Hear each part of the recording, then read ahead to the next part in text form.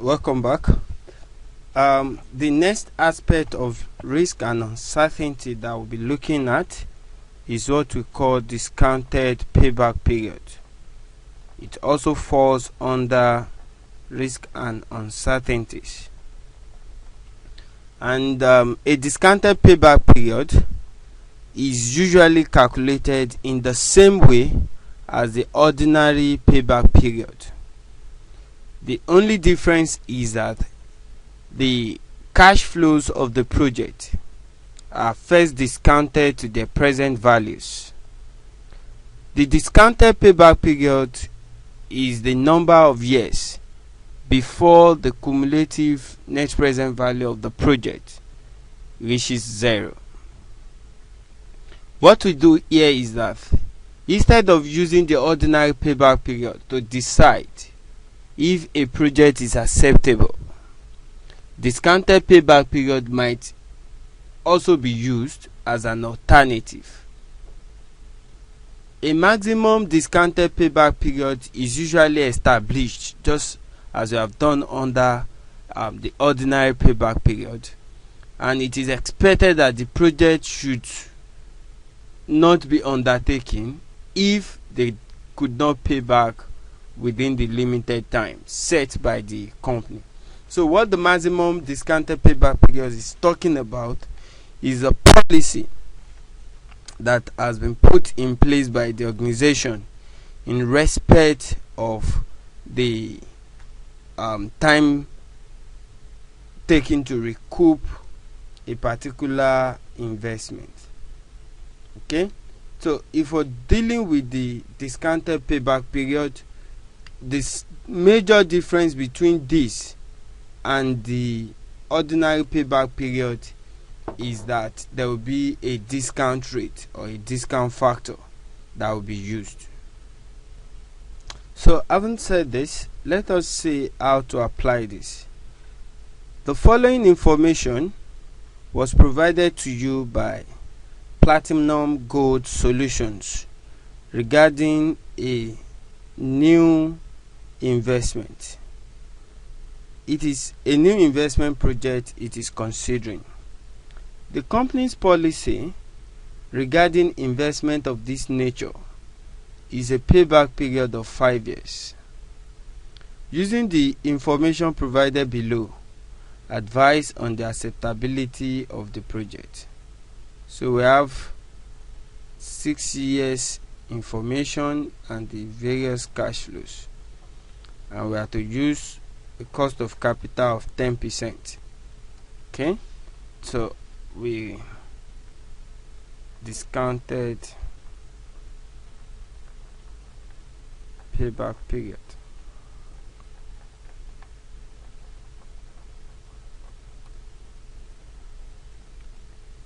Starting with year 0, the cash flow, discount factor at 10%. Then we have the discounted cash flow or the present value. Then I'll have the cumulative discounted cash flow. So this discounted cash flow serves as our present value, and this one is the cumulative net present value. Okay, so in year 0 we have 200,000. Anything raised to power 0 is actually 1, so the discounted cash flow is 200,000, meaning that 200,000 is what is needed to be recovered. In year 1, 40,000 realized. The discount factor is 0.909. So if we multiply this, 40,000 was actually negative, I think. Yes, it's negative. 40,000 times 0.909, that's 36,360. the cumulative discount cash flow becomes minus 200 minus 36,360, still increase to 236,360. In year 2, 30,000 was realized. 30,000. The discount factor is 0.826. Now, if we are going to find the present value of this, it will give us 30,000 times 0.826. We have 24,780. Now, out of 236,360 that the company expects, it only gets 24,780, and what is remaining is 211,580 left to be recovered. Then in year 3, the company made 120,000. Discount factor 0.751. If we multiply 120,000 by 0.751, we have 90,120. Out of 211,580 that is to be recovered, 90,120 was realized in year 3.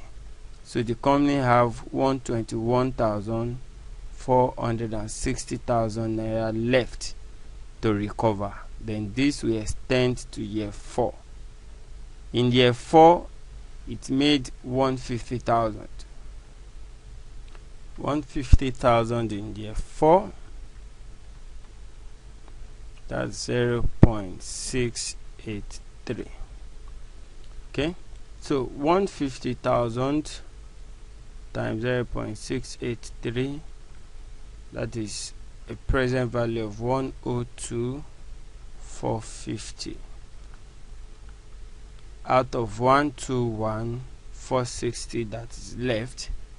So the company have 19,010 naira left to recover at the end of year 4.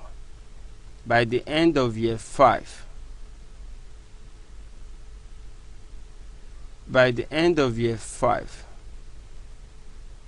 the company would actually realize 100,000, and discount factor 0.621. 100,000 times 0.621, that's 62,100, and the company have just 19,010 naira left. So by the end of year 5, the company has actually made even more than it needed. So the discounted payback period is 4 years.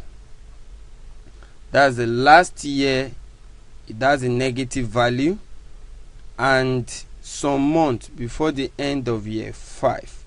So what we do now is we charge what is left here from what was actually made. 19,010 divided by 62,100 times 12 months. So we want to know the number of months it took the company to make that amount of money.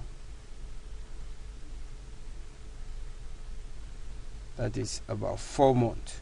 So we can say that discounted payback period is 4 years and 4 months. The company realized the money back within 4 years and 4 months.